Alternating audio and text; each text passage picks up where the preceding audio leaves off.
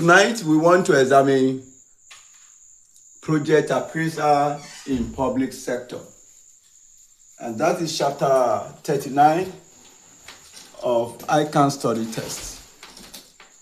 I've told you this topic is very, very important, and it has been every diet question. It means there hasn't been any diet in which ICANN didn't venture into it or didn't sequester from the chapter or the topic. So, project appraisers. We can equally call this investment appraisers. Investment appraisers. Appraiser means the determination. Appraiser means the determination or the assessment of a viable project. You want to determine whether the project in question is viable or whether it's worth investing in. That is what we mean by appraisal. If you want to undertake a public sector project, before the project will be accepted by you, you have to assess whether that project is financially worthwhile. So the process of doing that is what we mean by project appraisal. So I've told you that appraisal means assessment or the determination of viability or otherwise of a public sector project. The assessment or the determination of the viability or otherwise of a public sector project. So we are going to examine a number of methods for appraising a public sector project. So in the course of this lecture, we shall examine the accounting rates of returns, ARR. We will examine the payback period. Then under the discounted cash flows, we will examine the net present value and the internal rates of returns. Then we will examine the profitability index. Then we will also examine the cost benefits analysis. Then we will also examine the cost effectiveness analysis. Then we will also examine the cost outcome analysis. Then this part were not stated, which is capital rationing. It wasn't stated in the study test, but I can have tested it several in the past diets. Capital rationing have been assessed severally. So I will add capital rationing to it. So what are the methods of appraising the viability or otherwise of a public sector project? So the methods, we are going to categorize them into two. Methods. We shall categorize the methods into two. We have the traditional technique.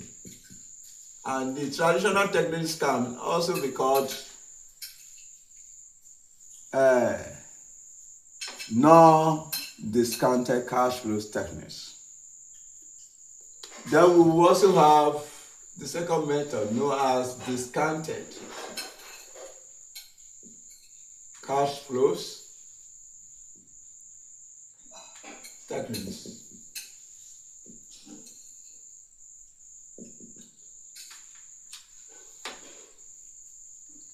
So under the traditional, we shall examine these two major tools, the traditional technique. So under this technique, we have the accounting rates of returns, ARR. Then we shall equally examine the payback period. Under the discounted cash flow techniques, we shall examine the net present value the internal rates of returns, IRR, then the profitability index. So after all this, we shall also examine some techniques that are peculiar to public sector, because these techniques I've stated on the board can equally be used for a limited company that is not public. It can also be used by non-public sector entities that are not owned by government. Can equally use the methods stated on the board. But there are some methods that are specific, that are peculiar to the public sector entity. So we are starting with the number one, ARR. Number one, we have the accounting rate of returns. Accounting rate of returns, ARR. Accounting rate of returns. Now, we have rate. Now, let me start with the word accounting. Accounting comes to play here. The role of accounting here is that the accounting data are used. That is accounting profit. Accounting profit is used. And what is accounting profit? Yes, can you tell me what accounting profit is? When we say accounting profit, what does that mean? Accounting profit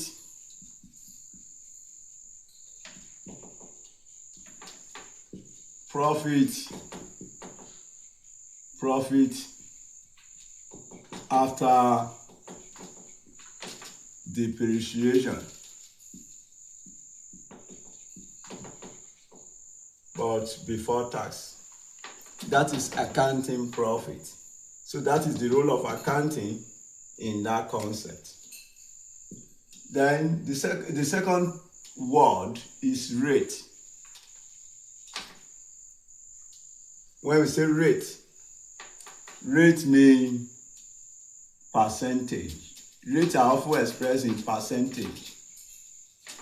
Anything that is rate, they are often expressed in percentages. So, returns is the third term there. Returns mean profit.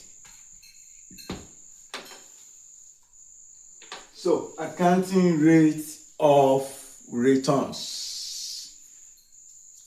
is the ratio. Accounting rate of returns, ARR, is the ratio of average accounting profit to average investment. Accounting rate of returns is the ratio of average accounting profit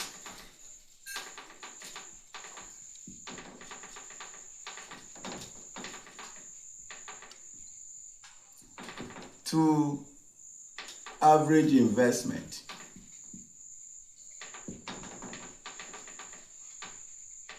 If I'm adopting this as the definition of ARR, I am adopting that definition because it is the universally acceptable definition of ARR. That is the definition that is acceptable worldwide. So, I said ARR is the ratio of average accounting profit to average investment. It means in your numerator, what you need is accounting profit. Please register that in your mind. Because examination question might give you cash flows. Cash flows is not the same as profit. Cash flows and profit are different things. Where cash flows is given in questions, you have to convert the cash flows to profit. What you need is accounting profit, not cash flows. So where cash flows is given, you will need to convert the cash flows to profit. Where cash flow is given, you will need to convert the cash flows to profit. How do you convert your cash flows to profit? So you have profit equals to cash flows minus depreciation.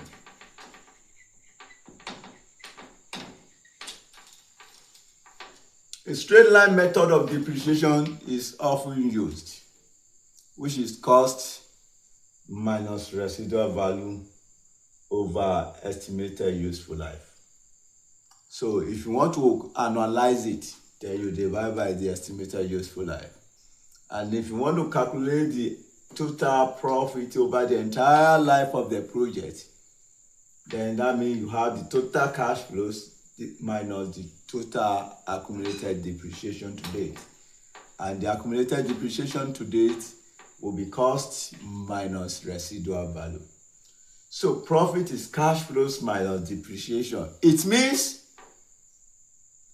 where cash flows is given, I said you will need to convert your cash flows to profit by subtracting the depreciation from cash flows. So where the reflection of light is affecting the image or what I wrote on what I write on the board, you follow my words in knowing what is there. I've told you accounting profit equal to profit after tax. Profit after depreciation. I said rate mean percentage, returns mean profit, ARR, average accounting profit over average investment times 100. I'm repeating that because someone said the reflection of light is not allowing them to see what is written there. I knew a section of the body is affected by the reflection of the light. So follow my words or statements. Profit equal to cash flows minus depreciation. That is accounting rates of returns. But you may also use this definition. Some question might ask you to use initial investment. The examiner will ask you to calculate ARR on initial investment. Where the examiner did not specify that, always use the first definition, use this formula. But if the question says on initial investment, you apply this formula. ARR equals to average accounting profit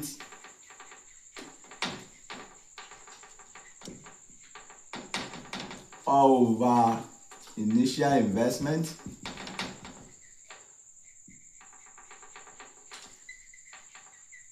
times 100. Your investment could be anything. It depends on the way the question is structured. Your investment, that is the denominator, could be any of these. Investment could be any of the items I want to list. Number one, your investment could be total equity. Investment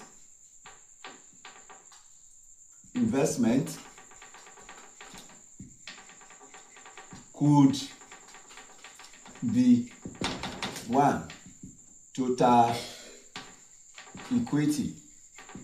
That this is given in the question.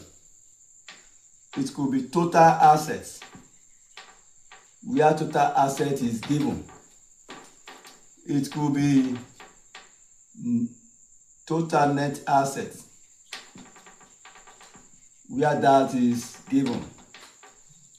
It could be capital employed.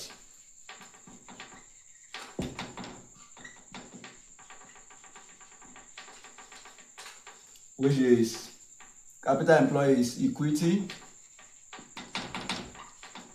plus interest bearing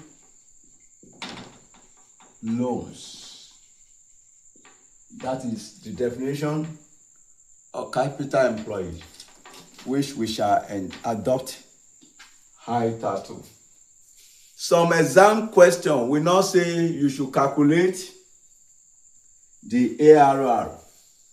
They will ask you to calculate ROI, ROI, which is ROI means return on investment. Where you are to calculate return on investment, know that you are to calculate the ARR. ARR, especially under this topic. That means you are expected to make use of ARR. Some question will say ROI, return on equity, returns on equity, return on investment, return on equity. So I've told you the formula to use in any of these cases is the ARR formula. I'm not talking about ratio analysis. When we get to ratio, even with the formula, we can still say they are the same. Just that it might be subject to some modifications, but they are the same. Whether ROI or ARR. What are the advantages of ARR? Advantages.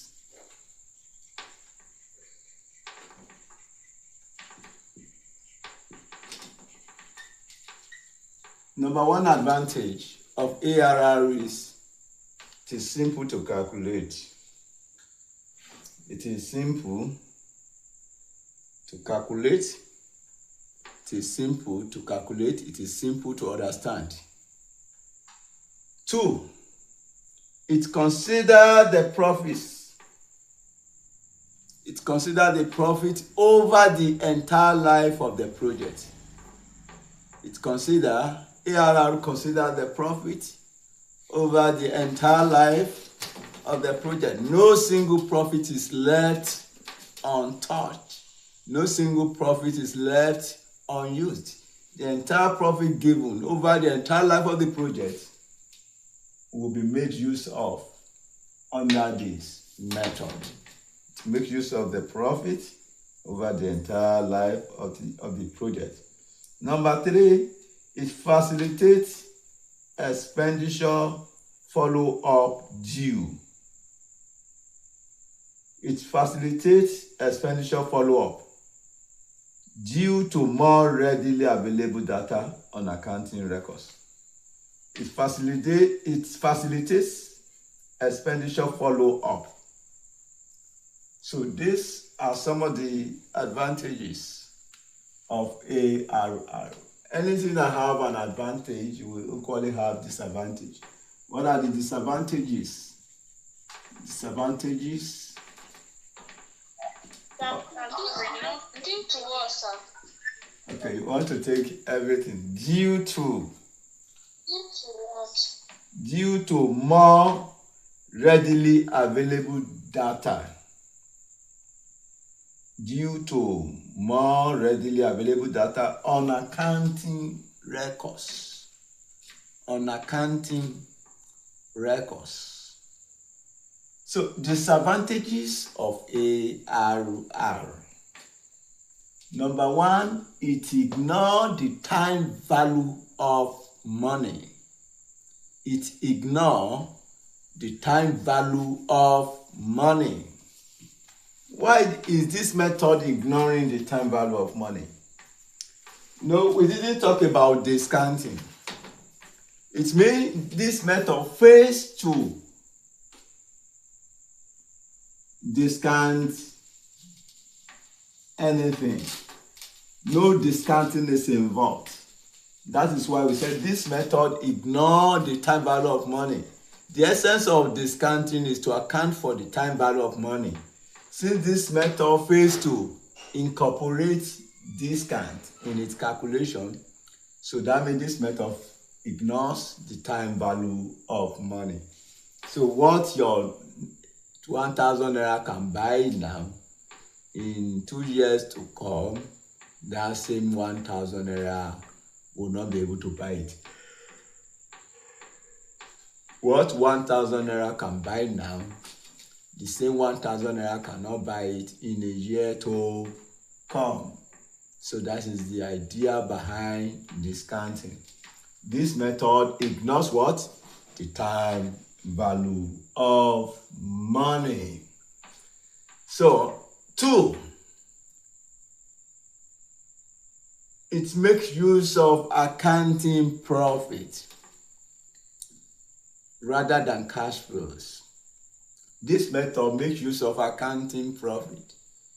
Accounting profit, your accounting profit can be manipulated in several ways. By using creative accounting means, by using big bat accounting, by window dress your financial statements. So because this method makes use of accounting profit, which may not always represent the true position of the entity, so it serves as one of the limitations of this method. I've told you it's what? It makes use of what? Accounting profit rather than what? Cash flows. Profits suffer several drawbacks when it comes to decision making. You can be given the same accounting data. For instance, if you have 2 different organizations, and if they are given the same accounting data, if they are to prepare financial statement, their profit will never be the same, because they will establish their policy. The policy of company A may not be the same as the policy of company B. You have the policy of PPE. One of the organization might be using straight line, the other one might be using reducing balance. And even if we are both are using the straight line, one might say, okay, the same PPE will last for 5 years in their own organization. Another one will say this PPE will last for like 10 years. You will see that if the policies are not the same, with the same accounting data, 2 accountants will arrive at different profit figures. So that is one of the limitations. That is why I said this method relies on what? Profit rather than cash flows. This method makes use of profit rather than cash flows. And that is one of the limitations of this method. Number 3, it fails to cater. It fails to cater for risk and uncertainty. This method fails to cater for risk and uncertainty. Now, number 4, different definition of ARR is another. It doesn't have a unique definition. It doesn't have a single definition. So the definition we give to ARR might make it to be different in computation, even where the figures or financial data are the same. Where different definitions are used, you have different results. As a result of that, so comparison become difficult. Comparison become difficult where the definition are not the same. So different definition of ARR.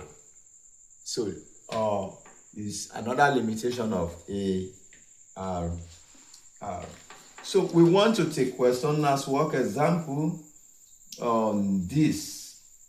I can study test financial PISA page 959. Account study test, public sector accounting and finance, page 959. Account study test, PISA, page 959.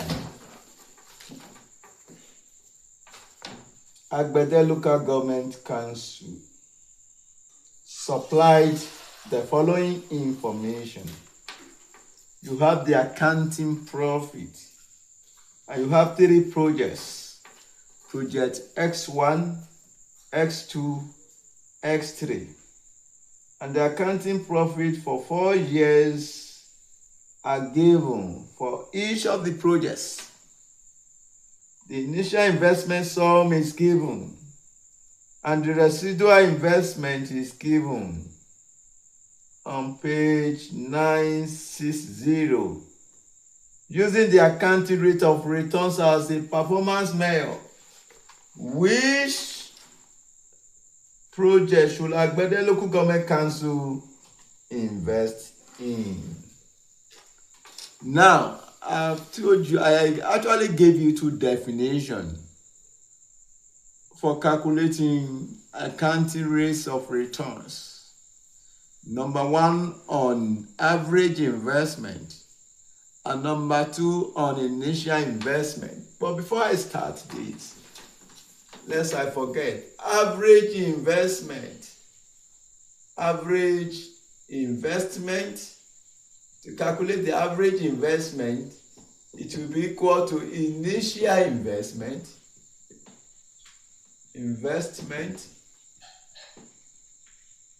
plus scrap value.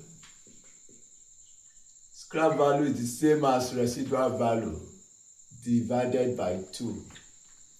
Scrap value, residual value, salvage value, they are the same.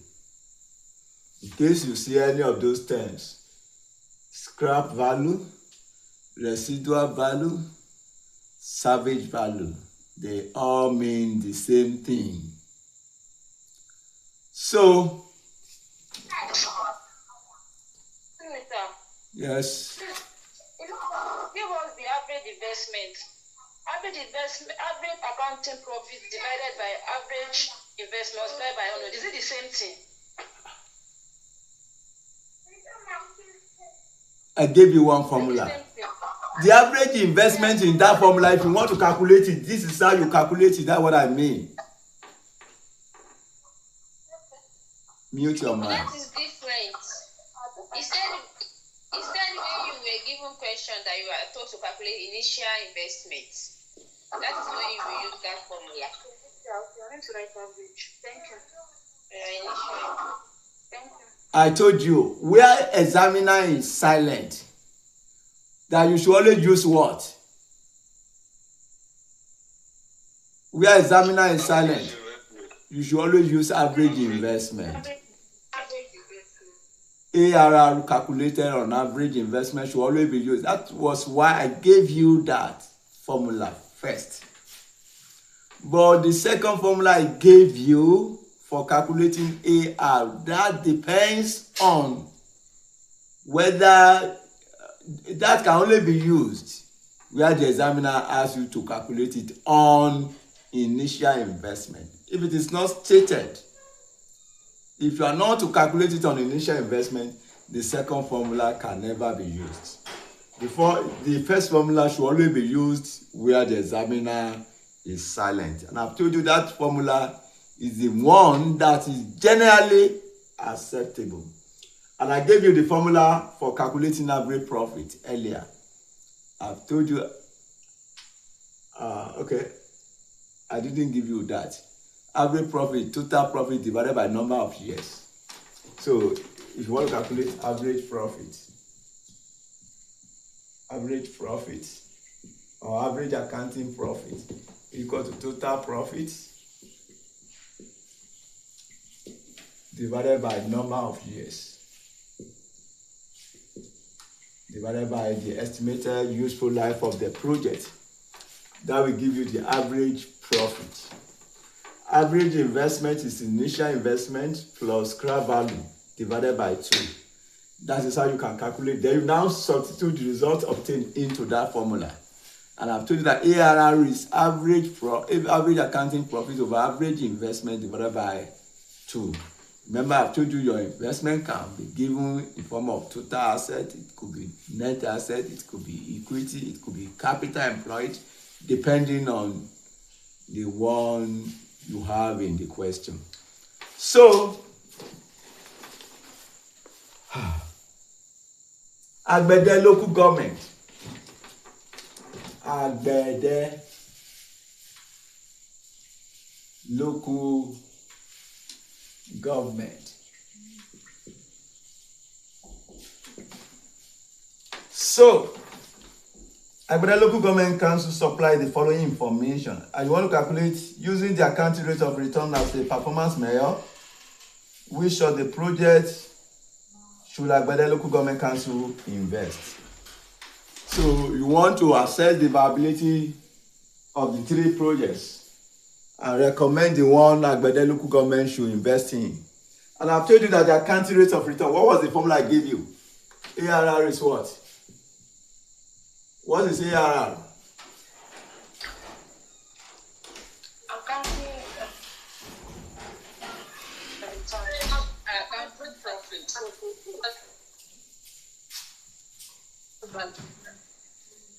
Average accounting profit. Yes. What about average investment? Yes. What about average investment?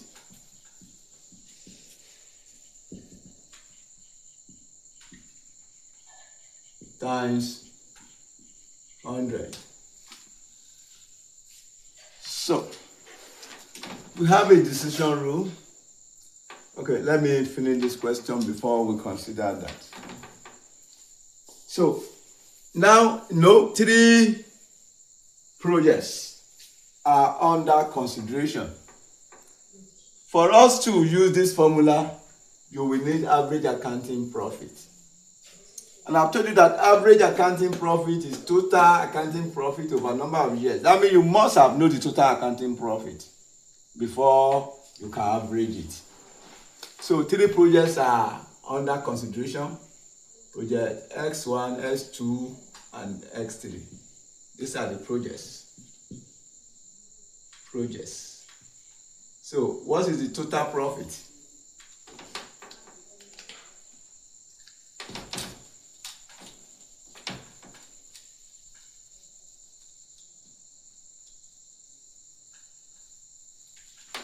So total accounting profit. Let me have this as working 1. Total accounting profit, you have project X3, X2, X1. These are the projects under consideration. Now, year 1. Year 1, the total profit for project 1, 1,000, X1 rather, 500, and 5,000 for X3. Year 2, we have the profit of 2,000,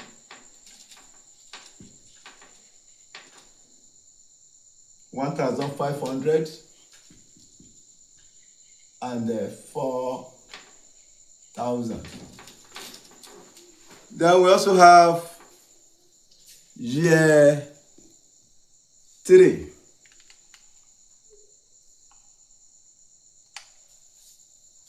Year 3, we have 4,000,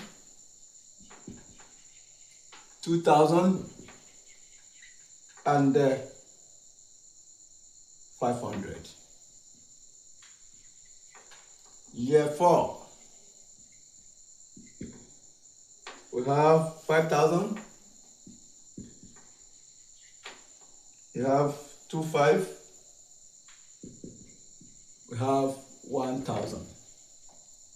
When you sum up the profits over the life of the projects, you get the total profit. Now, let's sum up this profit. What is the total? Total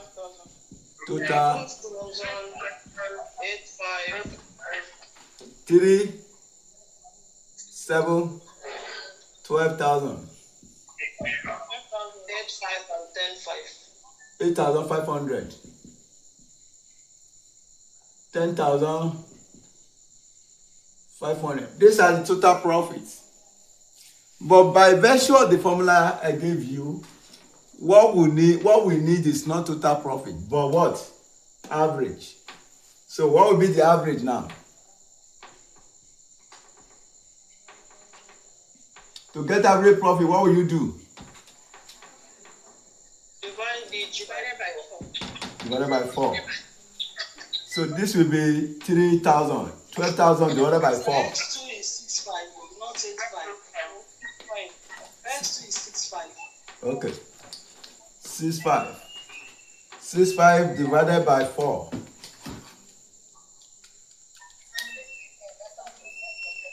1,000. 1,625. 625.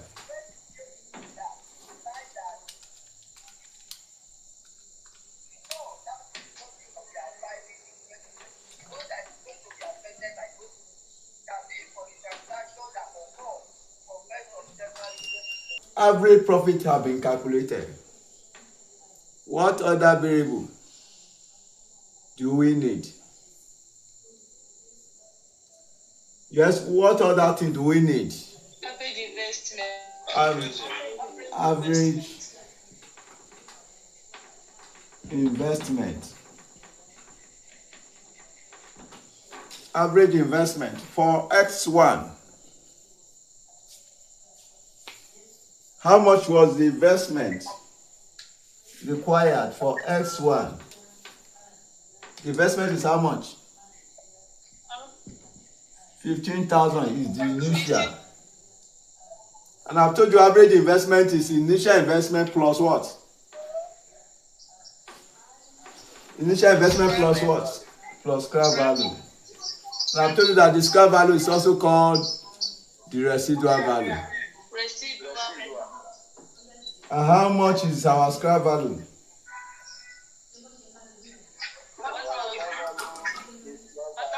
Plus 1,000 divided by what? 1,000. Divided by what? 2. Okay, for X2. So for X2 you have what? 10,000 plus 1,000 divided by 2. For X3 we have 15,000 plus 2,000 divided by 2. Therefore, average investment, if you add this divided by 2, 15 plus 1, that is 16,000 divided by 2, that is 8,000. 8,000. Okay. 11,000 divided by 2, that will be 5,500. This is 17,000 divided by 2, that will be 8,500. That is the average investment. Now we've known our average profit. Then we've equally know the average investment. You can now substitute into the formula to calculate the ARR. So what will now be our ARR? ARR will be what?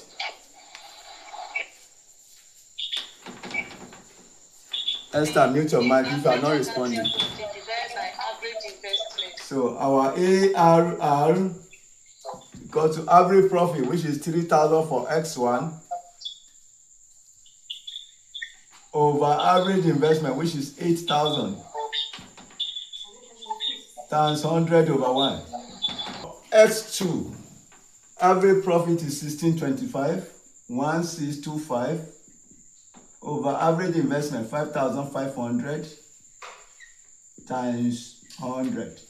For X3, average profit is 2,625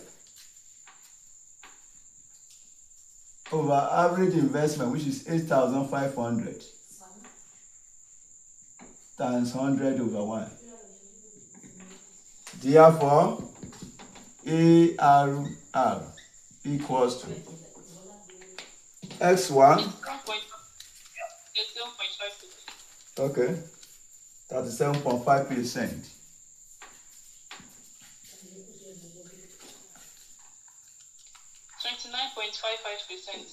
Okay. That's correct. 29.5%.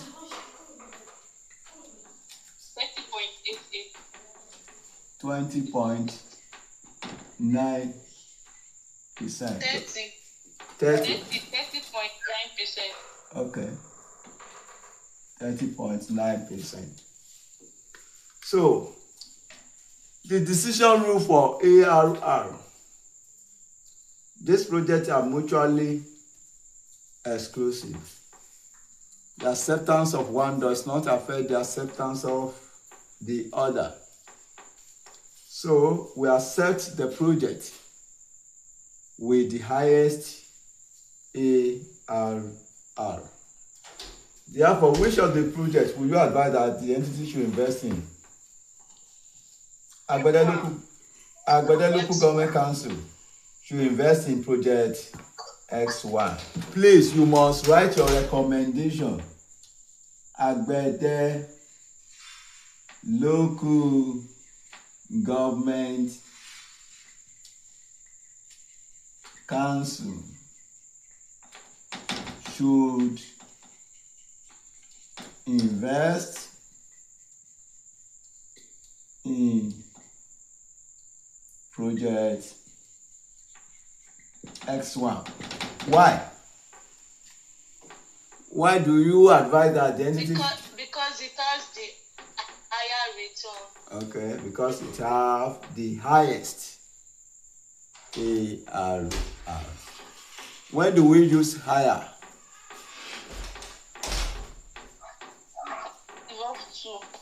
Where you are considering the choice between two projects, you use higher. So, but when it is more than two and you want to choose one, highest, because it has the highest ARR. The second technique is payback period. Payback period. Payback period is the number of periods, number of years. The cash inflows from a project equal its cash outflows.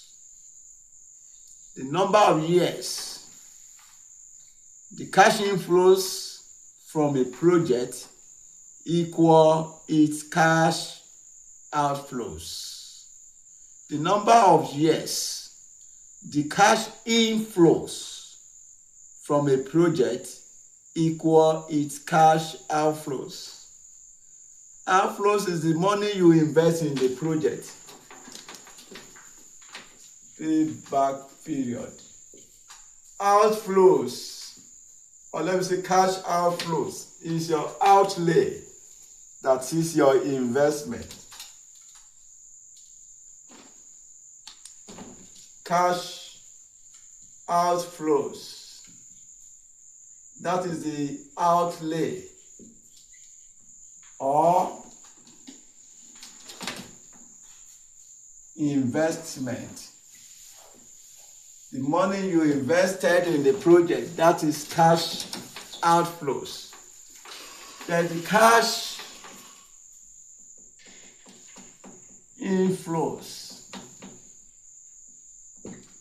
is the amount generated as cash flows.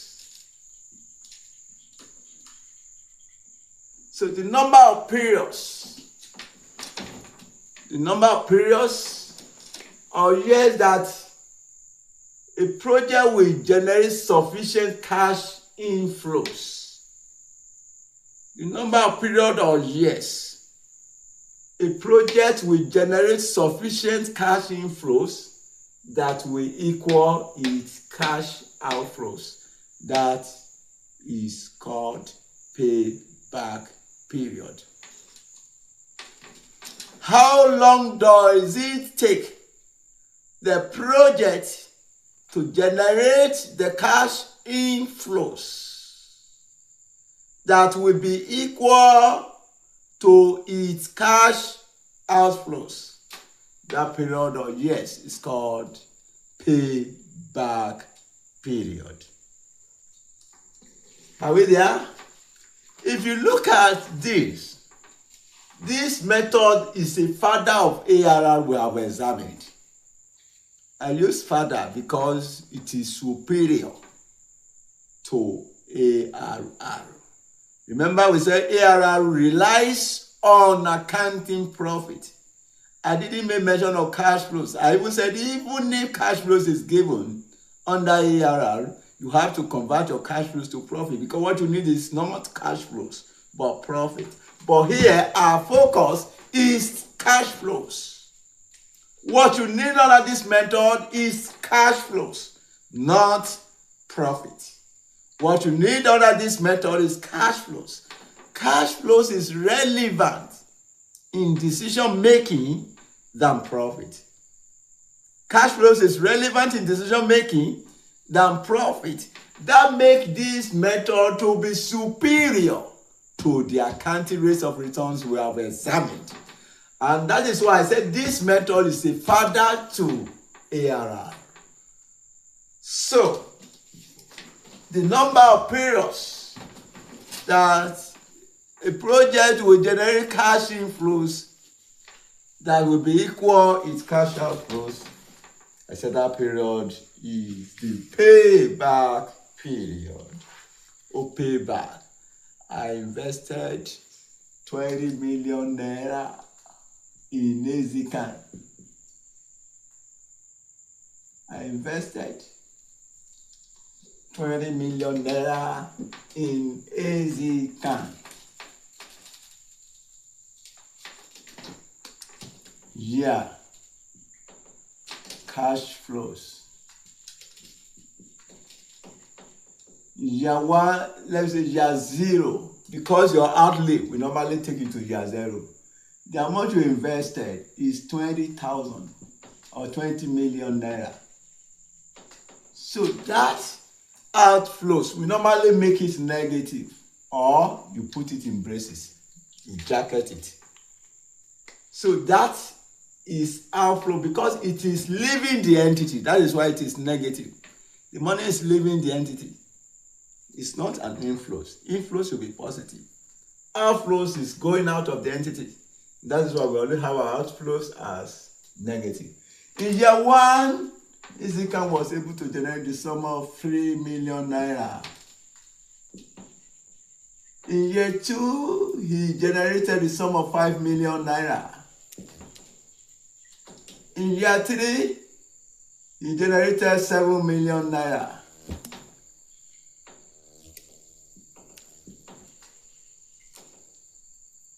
In year four, he generated 5 million naira.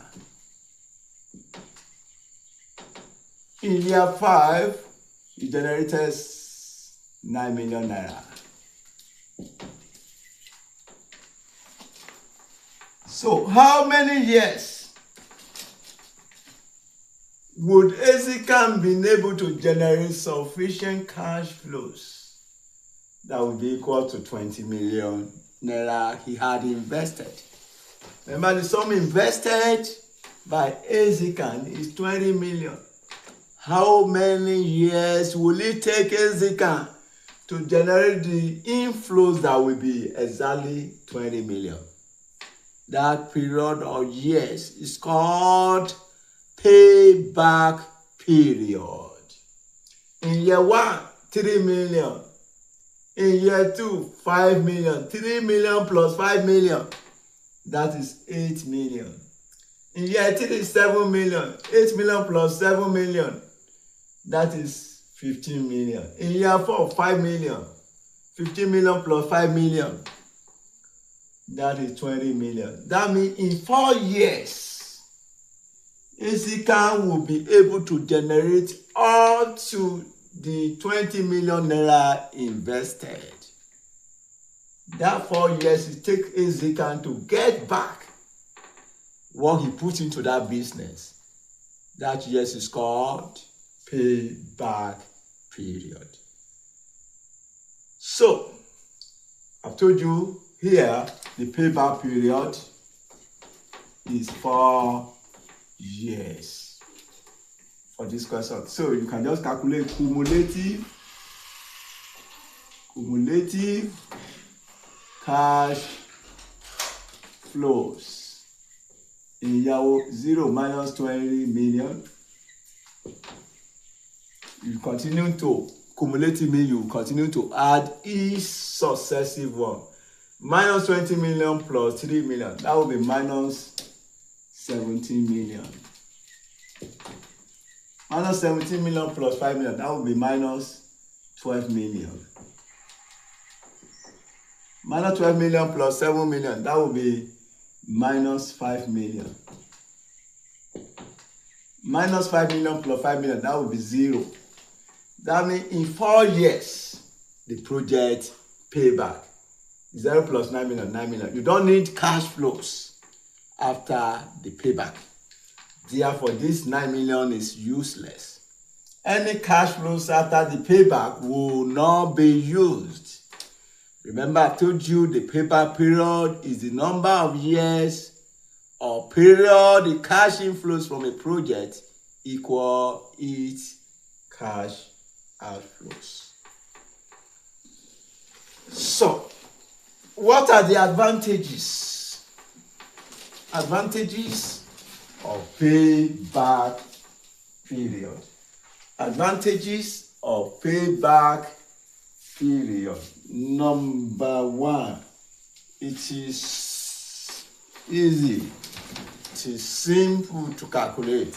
Anyone you like. It is simple to calculate. It is simple to understand. It is simple to calculate. Number 2, remember we said this method makes use of cash flows. So that means number 2, it makes use of cash flows. Now I've told you that cash flows is superior to profit in decision making. It makes use of cash flows. Number 3, it is useful to evaluate all projects. It is a useful screen. You can put it is a useful screen to evaluate all projects.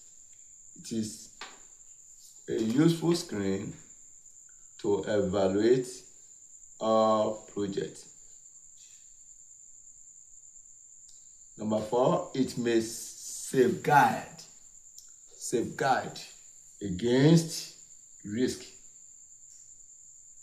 may safeguard against, serves as a safeguard against risk. It can protect you against risk. That is the meaning. So what are the disadvantages of payback period? Everything that have an advantage also have disadvantage. So Aduka, what are you saying? Oyindamola and Aduka will block you. So disadvantages of payback period. 1, it ignores the time value of money. Why is this method ignoring time value of money? No discounting is involved. It ignores the time value of money. 2, it ignores the cash flows after the payback. It ignores the cash flows after the payback. Remember, ARR made use of all the readily available accounting data, but this one now, any cash flows after the payback period will be ignored. So that is one of the limitations of this method. It ignores the cash flows after the payback. 3, it does not take into consideration risk and uncertainties. Does not put risk and uncertainties into considerations. These are the disadvantages of payback period. So we therefore want to take a question as work example. But before that, decision rule. Decision rule for mutually exclusive project. For mutually exclusive project, accept the project with the least payback period. Accept the project with the least payback period. Accept the project with the least payback period. That is for mutually exclusive. So for mutually dependent project,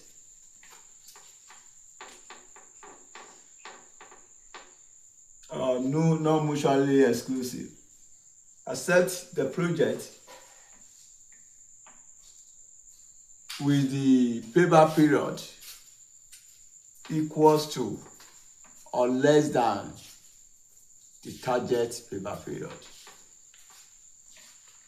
Accept the project with the payback period less than equals to the target set by the management.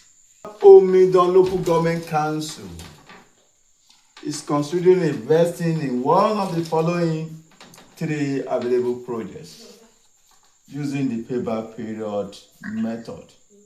Advice on which of the projects should be selected. Yinka, mute your mic. Yinka, mute your mic.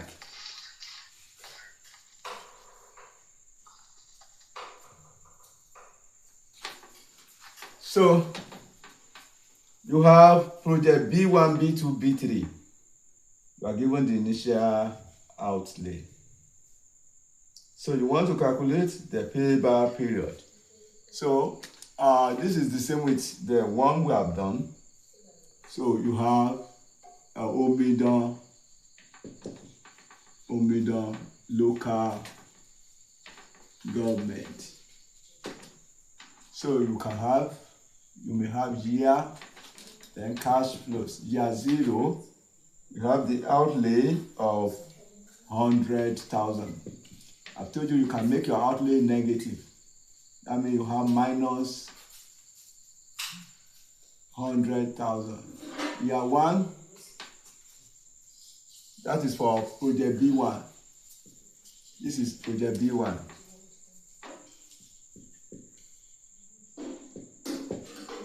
Year 2, year 1, 70,000.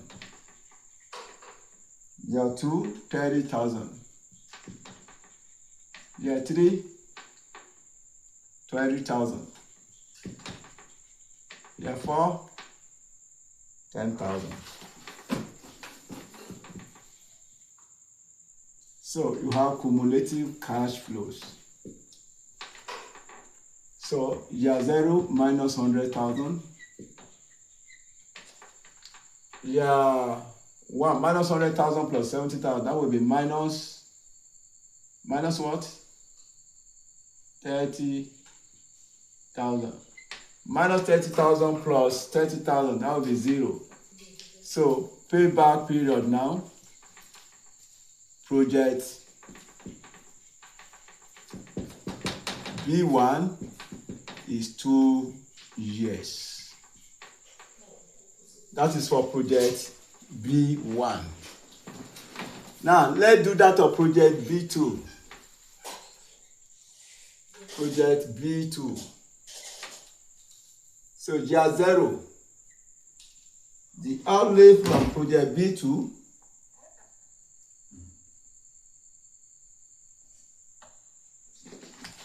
project B2. So is 150,000. Year 1, 10,000.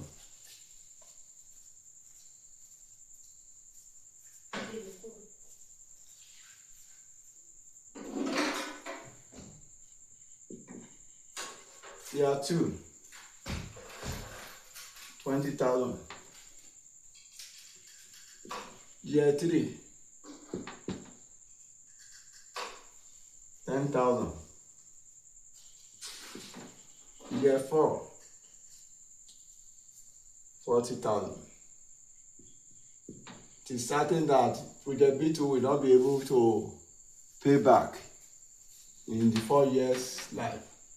So cumulative cash flows minus 150,000 plus 10,000, that will be minus 140,000 plus 20,000, that is minus 120,000 plus 10,000, that is minus 110,000 plus 40,000, that is minus 70,000. So the project B2 is unable to pay back in the 4 years period.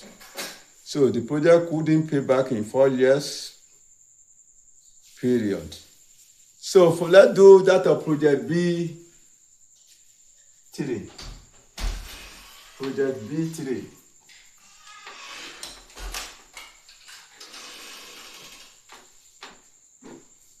Project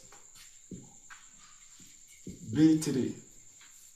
We have year 0, 1, 2, 3, 4. 4. Then, what are the cash flows of the projects, of the project B3 rather? Cash flows in year 0, the outlay is 180,000. In year 1, 50,000. In year 2, 60,000. In year 3, 80,000. In year 4, 90,000. Then cumulative cash flows minus 180,000 in year 0 plus 50,000, that will be minus 130,000 plus 60,000, that will be minus 70,000 plus 80,000, that will be plus 10,000. So this project we're able to pay back in year 3, and we are now having some surplus in year 3. So what will be the payback period? Where the last year you have negative, you put that here. Payback period. Which year do you have negative? Year 2, 2 years. Plus, how much do you want to recover from this 80,000 to liquidate the whole 180,000? How much do you want to recover from 80,000? You tell me. How much is the cash flows you want to recover from? 70,000. 70,000. Yes, that's 70,000 you want to recover. You put it in the numerator. 70,000 over 80,000. That is 70,000 out of 80,000. You know you have 80,000 here, and you need 70,000 from it. So 70,000 by 80,000. If you want to convert it to years, just divide it directly. It will be 0 point something and add it to this. And if you want to convert it to years and months, you have 12 months in a year. So multiply by 12 months. So 70 divided by 80 times 12. 10, let's say 11 months. Therefore, payback period equal to 2 years, 11 months. So, which of the project would you recommend that the entity should invest in based on the payback period result obtained? Which one would you recommend? Yes? Your recommendation should be in favor of which of the projects? Be what?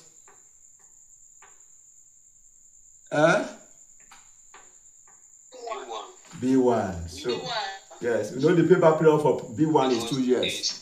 So your recommendation will be in favor of project B1. So now before we call it a day, let me quickly, I'm not hearing you. Let me consider payback period with constant annual cash inflows, where cash flows are the same. Payback period with constant annual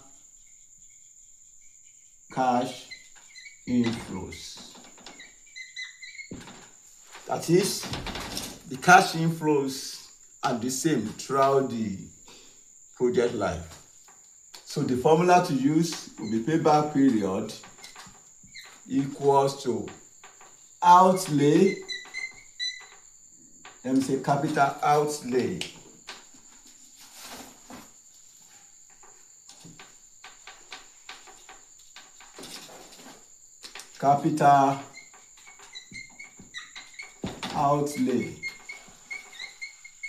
over annual cash inflows. That is the formula. This where the cash flows, inflows are the same. Just apply this formula straight. It will give you the payback period. For instance, if you invest 100,000 in a project and every year, if your outlay is 100,000, that is the amount you invest in the project, and every year of the project, if the project is now fetching you 20,000 every year, so year 1 20,000, year 2 20,000, year 3 20,000, year 4 20,000, year 5 20,000, year 6 20,000. That is, the cash inflows annually are the same. So where that is the same, to calculate your payback period, just use your outlay, the amount you invested in the project, over the annual cash inflows, which is 20,000. Therefore, the payback period will be 5 years. So this method can only be used where the cash inflows throughout the project life are the same.